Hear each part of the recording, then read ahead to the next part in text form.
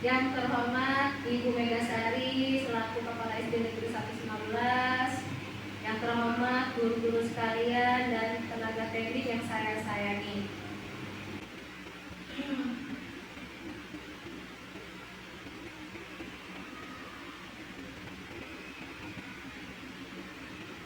Sebelumnya saya mengucapkan banyak terima kasih untuk semua guru-guru dan kepala sekolah yang telah menyempatkan waktunya, di mana saya di sini ditugaskan untuk melaksanakan aksi nyata tentang diseminasi dan penerapan budaya positif.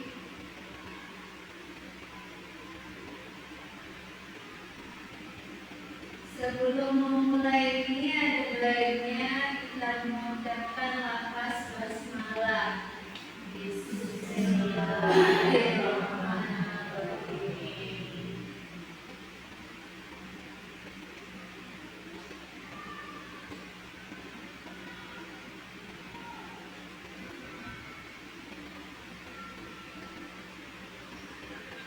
Baiklah, di sini diseminasi dan penerapan budaya positif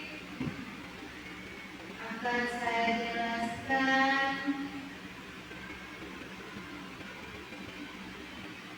Di mana saya akan memperkenalkan terlebih dahulu Ibu Lindawati sebagai fasilitator saya, Ibu Rizky Aprianita sebagai pengajar praktek saya, dan saya sendiri Marti Sugiartati sebagai calon guru penggerak angkatan 11. Dalam filosofi pemikiran menurut KHD, tujuan pendidikan yaitu di mana kita menuntut segala kodrat yang ada pada anak-anak agar mereka dapat mencapai keselamatan dan kebahagiaan yang setinggi-tingginya, baik sebagai manusia maupun sebagai anggota masyarakat, di mana pendidikan juga bertujuan untuk menuntun, memfasilitasi atau membantu anak untuk menebalkan dari sama-sama agar dapat memperbaiki lakunya untuk menjadi manusia seutuhnya. Dalam proses menuntun, anak diberi kebebasan, namun guru hanya sebagai tuntunan agar anak tidak kehilangan arah. Di sini saya tentang budaya positif. Budaya positif di mana berdasarkan penerapan tahapan baca, maka akan muncul kebiasaan-kebiasaan yang positif yang dapat kita kenal dengan istilah budaya positif. Apa itu budaya positif? Di mana pertama-tama saya akan menjelaskan dulu manfaat dari budaya positif. Budaya positif ini dapat mendorong murid untuk berpikir, bertindak, dan membentuk proses dirinya yang merdeka.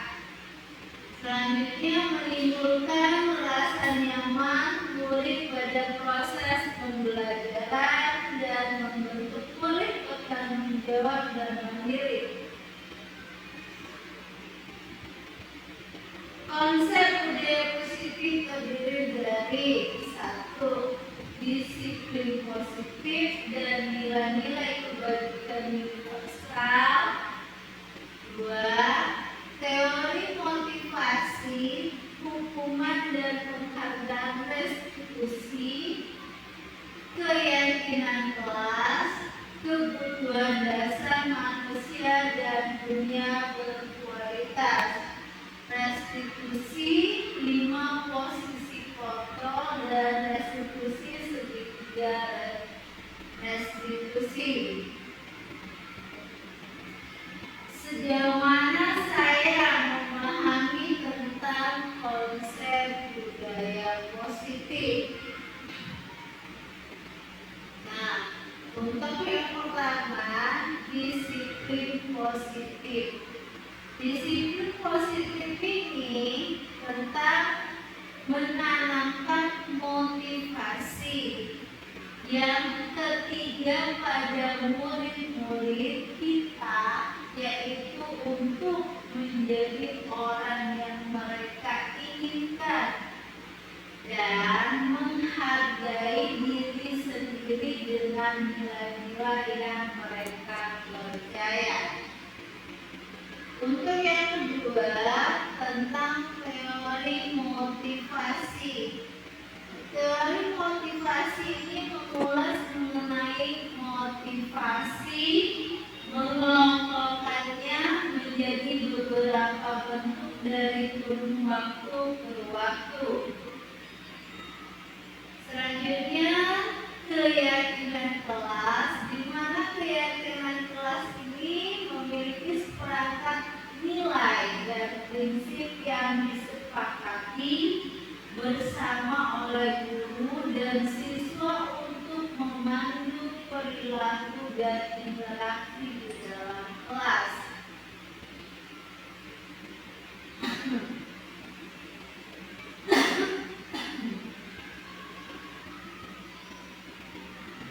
Untuk yang keempat, yaitu kebutuhan dasar manusia.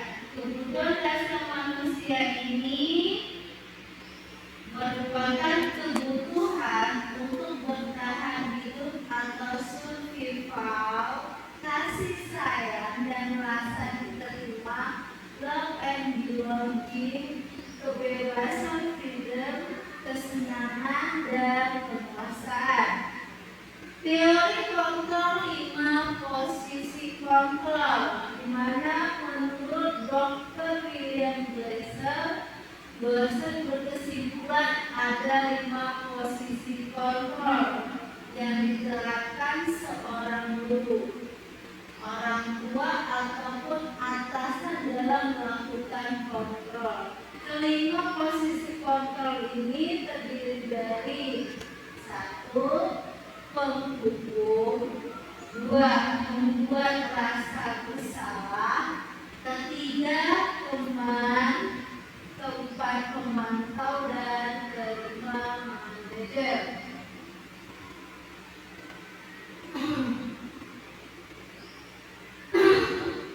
Dan selanjutnya ini ada segitiga restitusi. Segitiga restitusi ini merupakan suatu proses menciptakan kondisi bagi peserta didik untuk memperbaiki kesalahan mereka sehingga mereka bisa kembali pada kelompok mereka dengan karakter yang lebih kuat. Dalam tahapan-tahapannya yaitu ada 3. 1. Menstabilkan identitas. 2. Validasi tindakan yang salah. 3. Menanyakan keyakinan.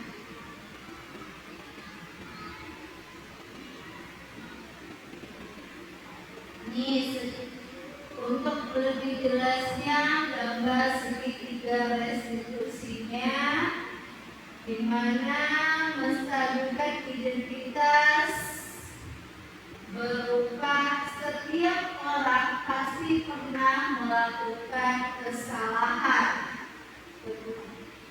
Juga bisa kamu bukan satu-satunya yang pernah melakukan ini. Itu kalimat salah satu menstabilkan identitas. Untuk validasi tindakan yang salah itu berupa kamu tentu punya alasan mengapa melakukan itu, dan bisa juga dengan kata adakah cara yang lebih efektif untuk mendapatkan apa yang kamu butuhkan. Selanjutnya yang ketiga ini menanyakan keyakinan yang berupa keyakinan kelas apa yang telah kita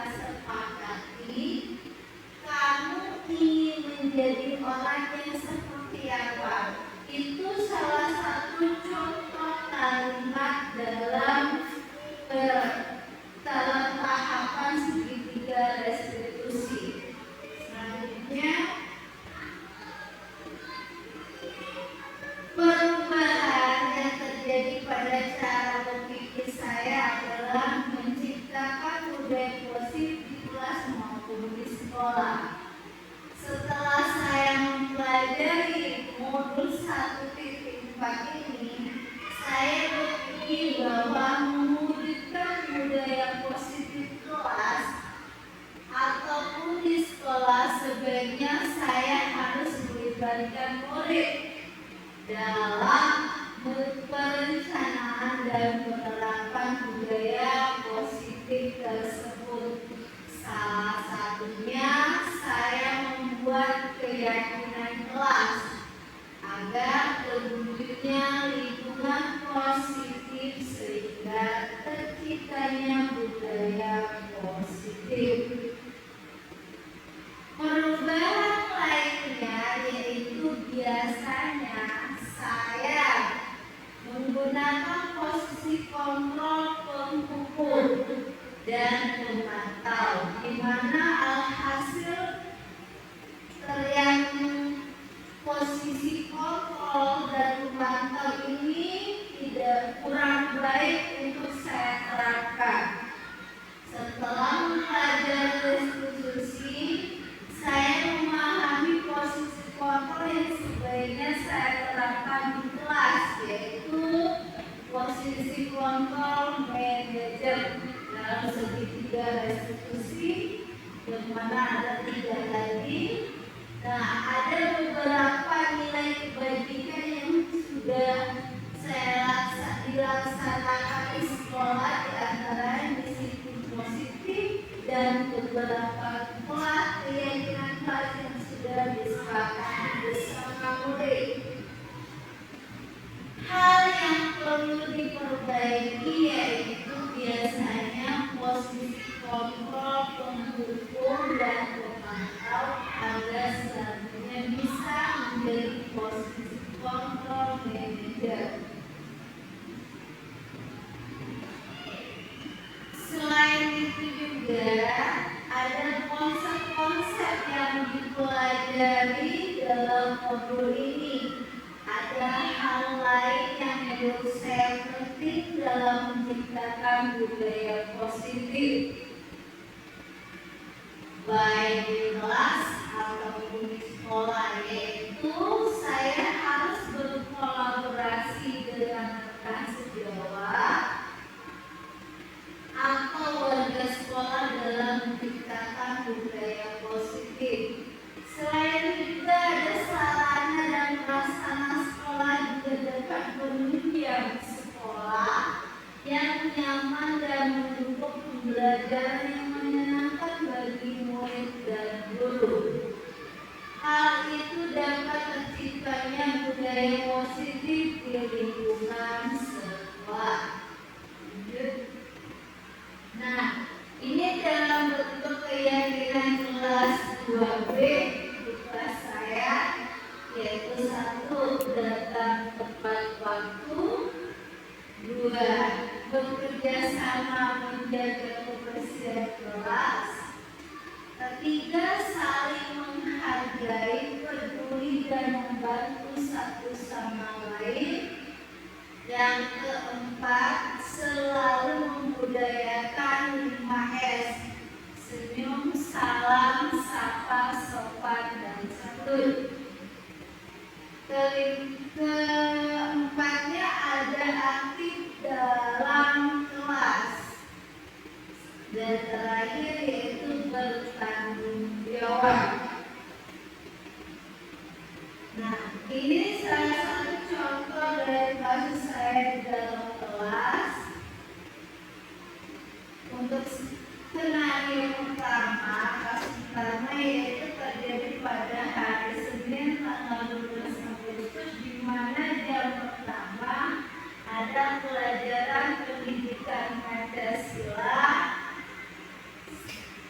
Ketika materi pelajaran belum disampaikan, pertama-tama saya menanyakan kepada anak-anak tentang PR atau kerja rumah ya, dan menyuruh mereka mengumpulkan PR tersebut.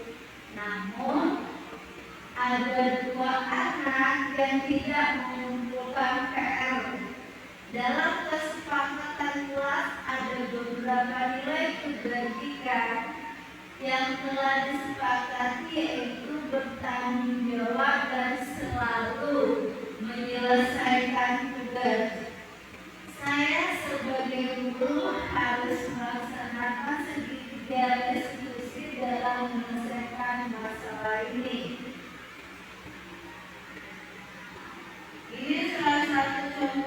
tidurnya.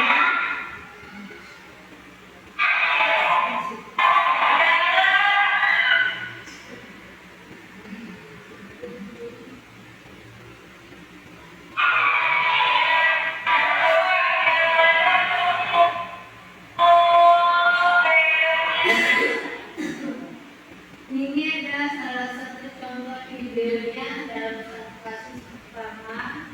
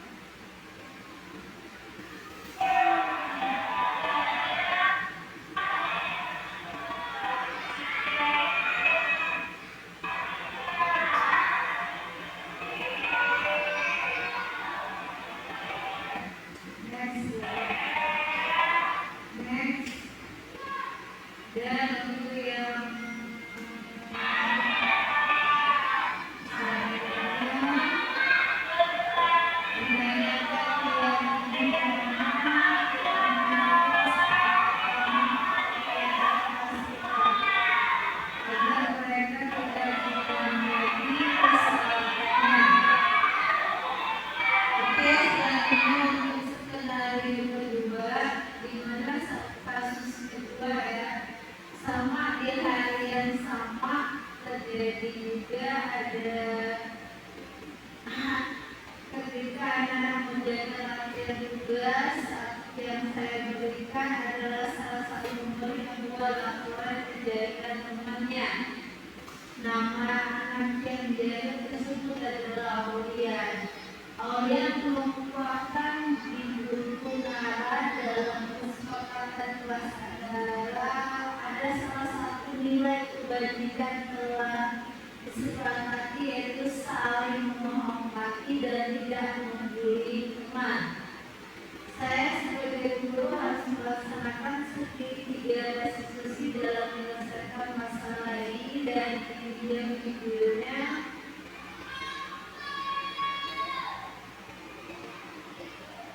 ini laporan anak Sinara tentang kejadian depannya, dan nanti akan ada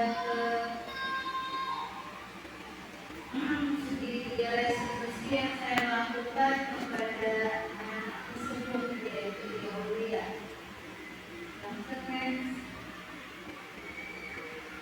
Menstabilkan identitas. Ini Aulia saya panggil ke kantor.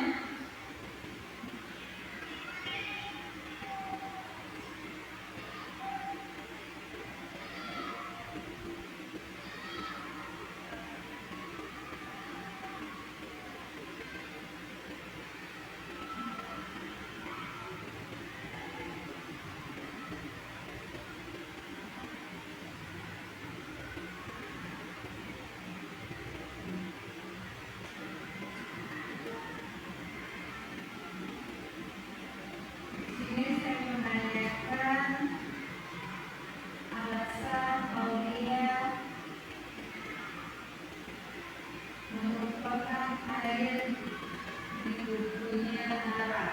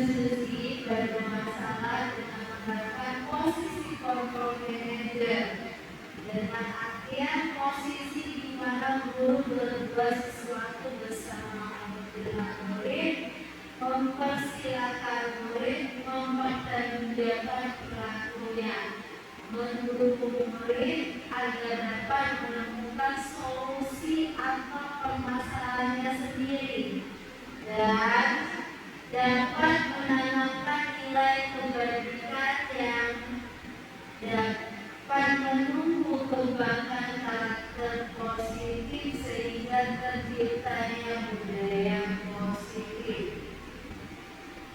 Itulah tadi hasil penjelasan saya diskriminasi dan menerapkan budaya positif. Apabila ada kata-kata sekalian ingin tanya, boleh saya persilakan, atau yang memberi tanggapan dari hasil penyampaian saya tentang diskriminasi positif ini.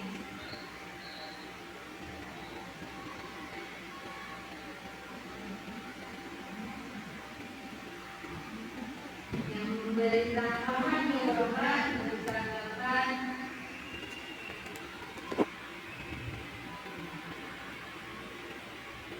Baiklah, kemudian saya persilakan.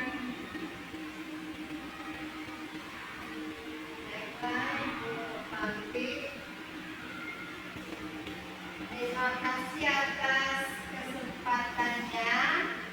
Di sini tadi telah dijelaskan restitusi segitiga, ya.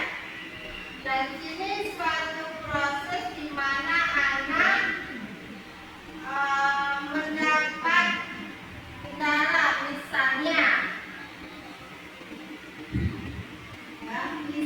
anak ini tidak membuat PR, ya.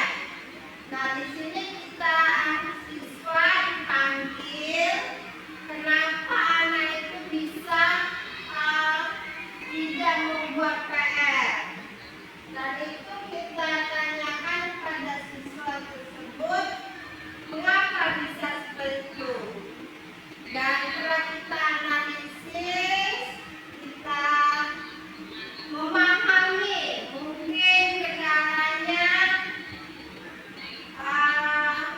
lupa atau juga kurang bimbingan dari orang tua. Nah, di sini kita memberikan himbauan dan beri saran pada anak tersebut bagaimana supaya anak ini berubah dari tidak membuat PR menjadi terbiasa membuat PR. Nah, di sini kita sebagai guru memberikan bimbingan.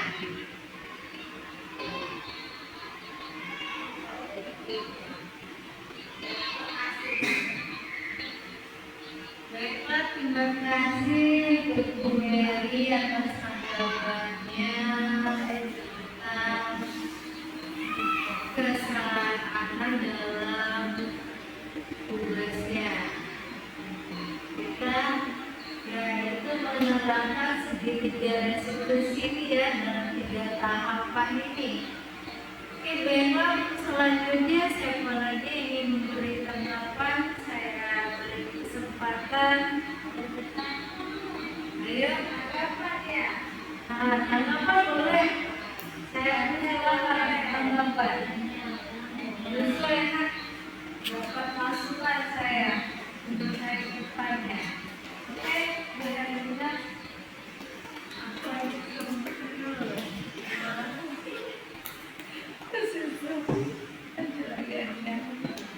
Oke, terima kasih. Dalam menjalankan segitiga restitusi ini kan, yang ingin saya tanyakan, bagaimana ini apa namanya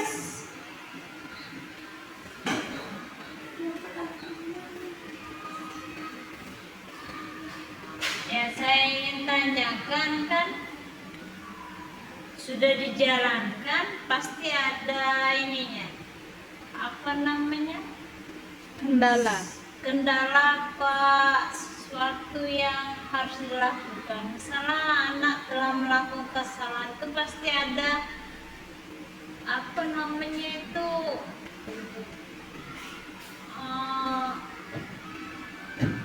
sanksi.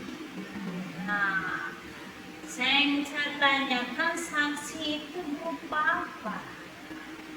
Nah, sudah kesepakatan sama anak itu apa saja yang bagusnya yang dilakukan. Ya, terima kasih. Oke, terima kasih untuk Putri atas pertanyaannya. Baik, Bulela, tolong bagian keyakinan kelas tadi.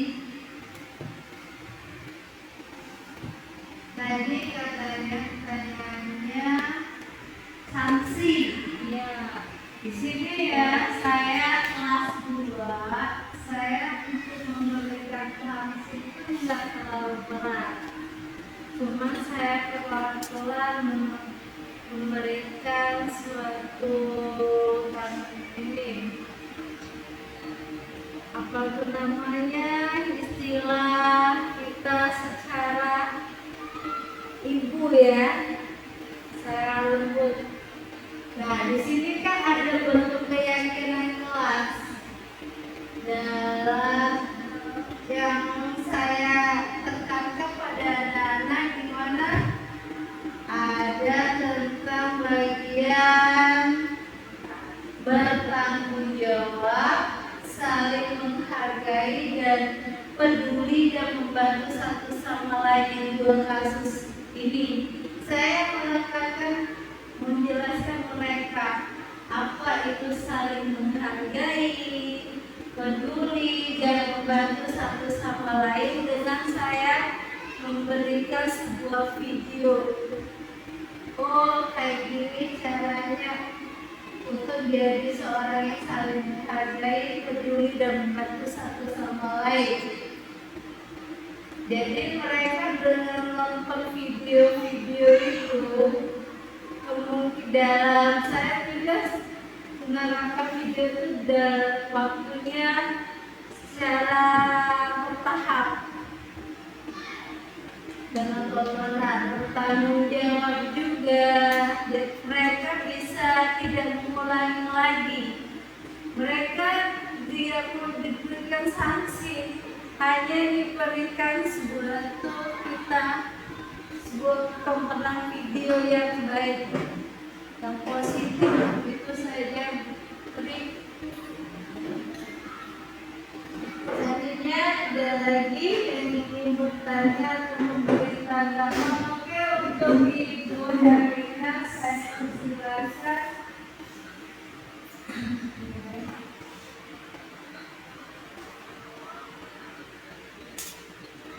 Baik, terima kasih Ibu Hati. Assalamualaikum warahmatullahi wabarakatuh. Waalaikumsalam warahmatullahi wabarakatuh. Ya, tadi saya sudah melihat presentasi Ibu tentang segitiga restitusi Ibu ya. Nah, di sini memang anak murid ini bermacam-macam. Ada yang terlambat sekolah, ada juga anak yang tidak membuat PR. Nah, di sini untuk anak yang terlambat sekolah, dia ada validasi tindakan yang salah dan ada validasi dengan keyakinan.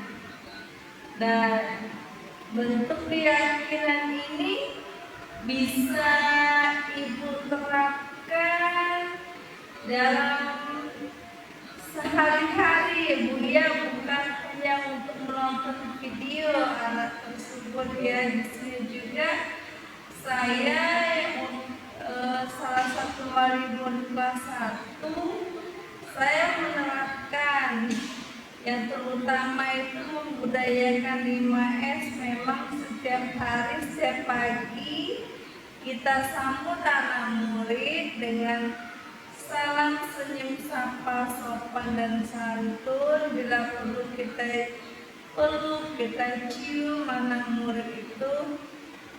Nah, kemudian yang utama di kelas itu memang harus menjaga kelas yang bersih. Itu memang hari-hari dilakukan di dalam kelas. Dan anak saya juga bukan hanya di video saja, tapi kita praktikkan dalam kehidupan kita sehari-hari. Kemudian untuk anak yang terlambat sekolah tadi,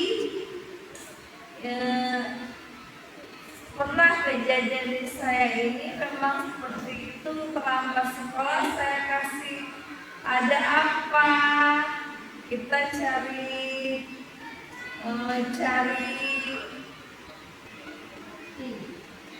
solusinya. Ada apa terlambat karena jarak jauh dari rumah, ataupun dia kesiangan karena malam itu suka bermain HP.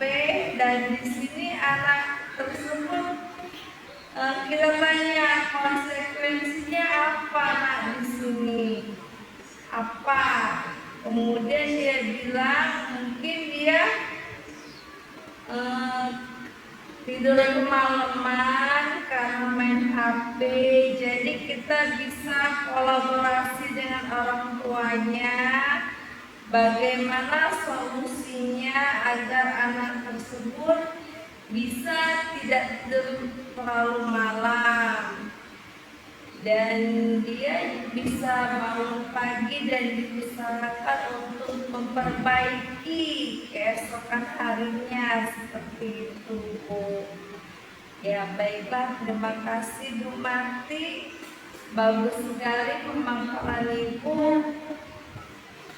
Assalamualaikum warahmatullahi wabarakatuh. Waalaikumsalam.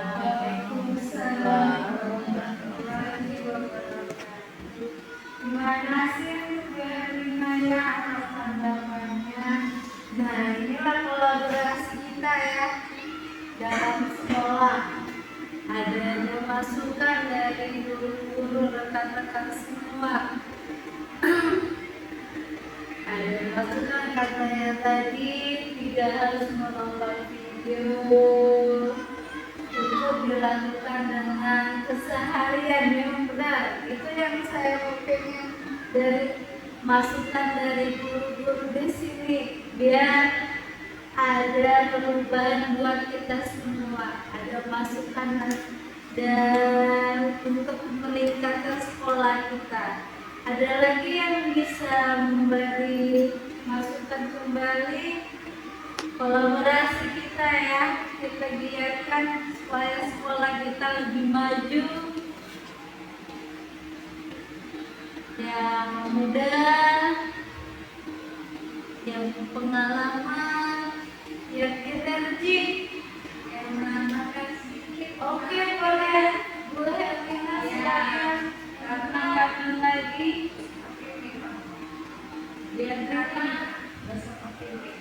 karena guru ini kan sebagai pamong ya, menurut filosofi Ki Hajar Dewantara, guru itu menuntun, bukan menuntut ya, menuntun. Jadi anak ini kita tuntun dengan memberikannya motivasi dan mendukung dan mendorongnya. Itu sesuai dengan kodrat alam dan kodrat zaman, Bu. Terima kasih. Tambahannya saja, Bu. Oke, luar biasa sekali guru yang hebat, Ibu Chandra ya. masukannya terus. Memang benar tujuan pendidikan menurut Ki Hajar Dewantara kita sebagai guru menuntun, bukan memaksakan siswa untuk berubah seperti yang kita inginkan, tapi kita mengarahkan. Ibaratkan seorang tukang kebun ya, kebun jagung, dia menanam jagung, itulah hasilnya ke jagung. Karena itu punya karakter sudah lama sudah ada. Kita hanya mengarahkan, mengembangkan karakter yang telah lahir dari dirinya sendiri, berdasarkan kodrat alam dan kodrat zaman juga. Itu ada lagi apa? Siapa yang mau kasih ke masukan?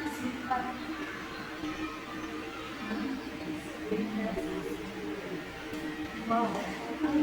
Oke, pada Bu Bella ya, saya kasih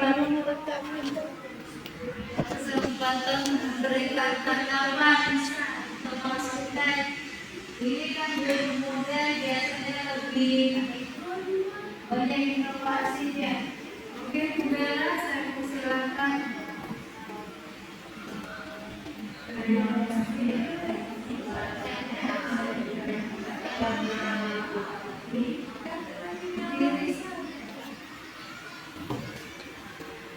Assalamualaikum warahmatullahi wabarakatuh.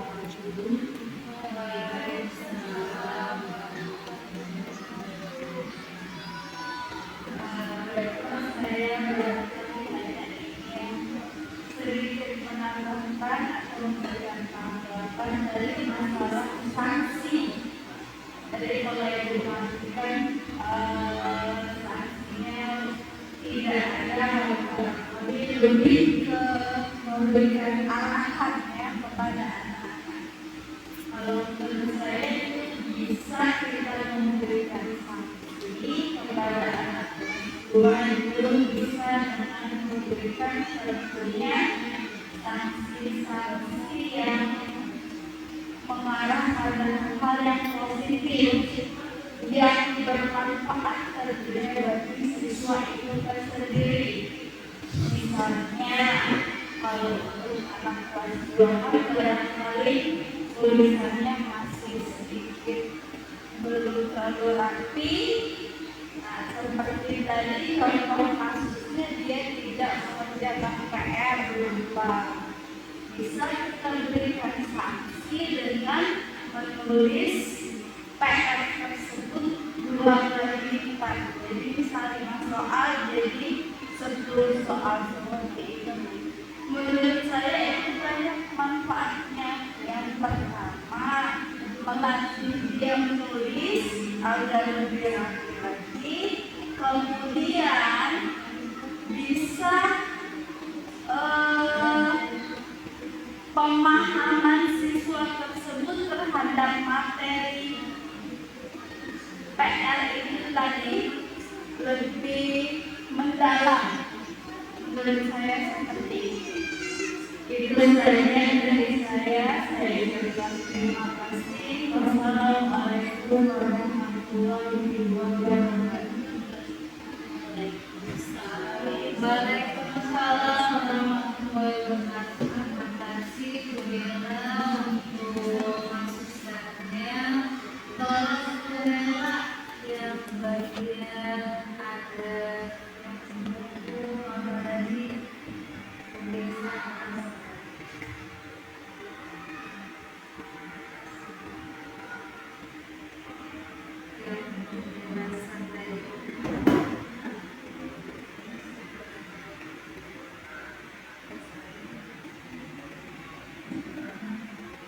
di sini kan saya tadinya kan ada buku, saya pakai penatap panah.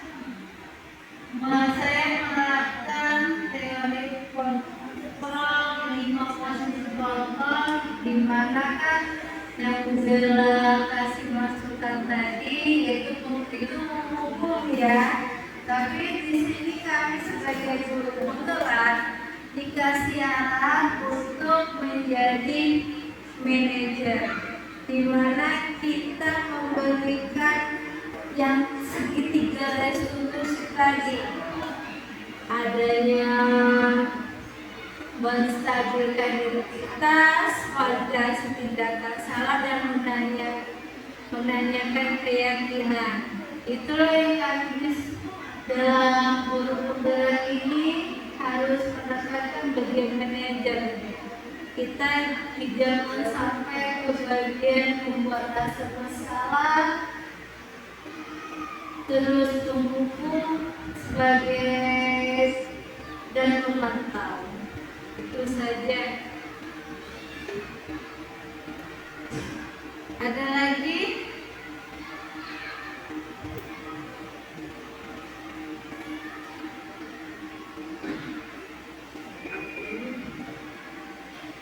Oke, Bendran, terus ada apa lagi?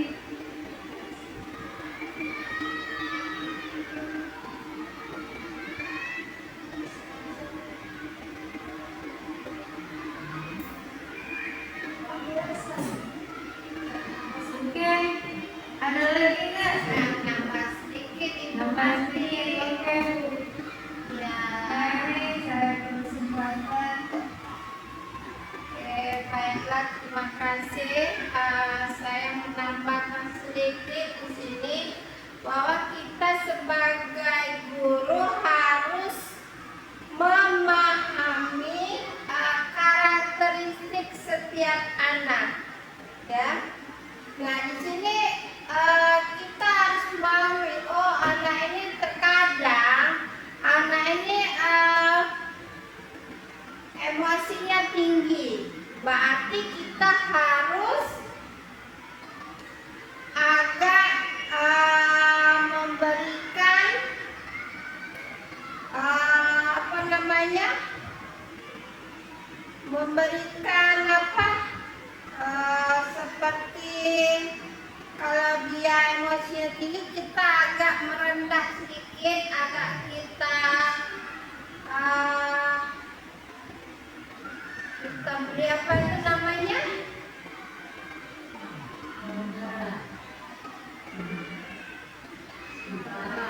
Motivasi. motivasi, ya. Ya. Nah, kemudian kalau siswanya sering malas, nah itu kita beri sanksi agak sedikit, ya. Misalnya dia kurang apa, tidak mau piket, nah kita kasih ya gitu, ya. Ya, jadi makanya dari setiap karakteristik anak itu berbeda-beda dan kita harus memahaminya. Itu. Ya, dari segi kehukum atau membuat dia merasa bersalah, dari situ kita harus memahami. Ya, begitu yang dipahami. Ya, kita harus lebih memahami setiap siswa. Terima kasih. Ya, sini nambah. Oke, terima kasih Bu Mary. Oke, selanjutnya saya beri kesempatan pada Bu Tri, Guru Pemutaran Hidayah. Ya, kan sebelumnya kan Bu Mati sudah menjelaskan bahwa kita melakukan kesepakatan. Nah, mungkin kita sama anak didik bersepakatan sanksi apa yang akan diberikan. Karena kan pasti kan sudah jadi anak sudah tahu. Anak sudah tahu, oh ini sekuensinya yang dihadapi jika dia melakukan kesalahan.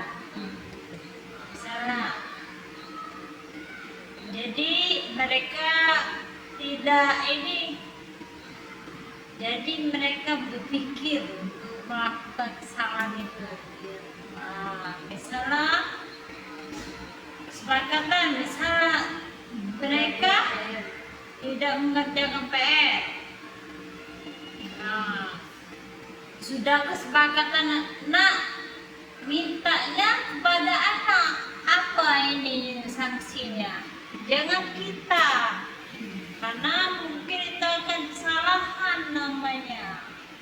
Kalau mereka, oh bu ini sanksi, bu ini sanksinya uang 2.000 misalnya, mereka setuju kan? Nah, bagaimana kalau ada yang beratan?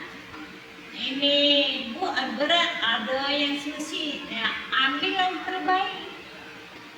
Misalnya bu ini bu, oh bu saya akan menulis 2 kali lipat. Nah, mereka akan setuju.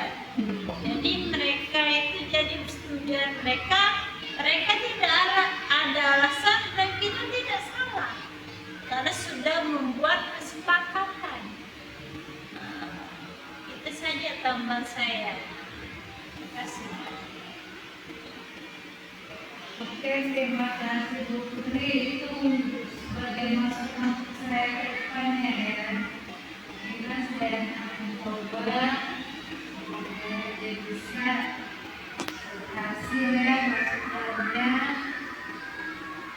Selanjutnya ada lagi nggak yang ingin diceritakan pertanyaan dari Pak?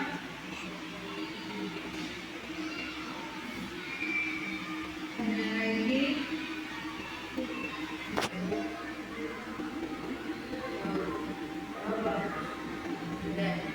Baiklah, itulah tadi ya, sudah kita ada tanya jawab, pada tanggapan. Saya ucapkan banyak terima kasih. Saya mohon maaf apabila ada kesalahan dalam kegiatan ini. Kepada Allah saya mohon ampun. Saya ucapkan dulu alhamdulillah untuk kerjasamanya para rekan semua. Baiklah, saya ucapkan assalamualaikum warahmatullahi wabarakatuh. Waalaikumsalam warahmatullahi wabarakatuh.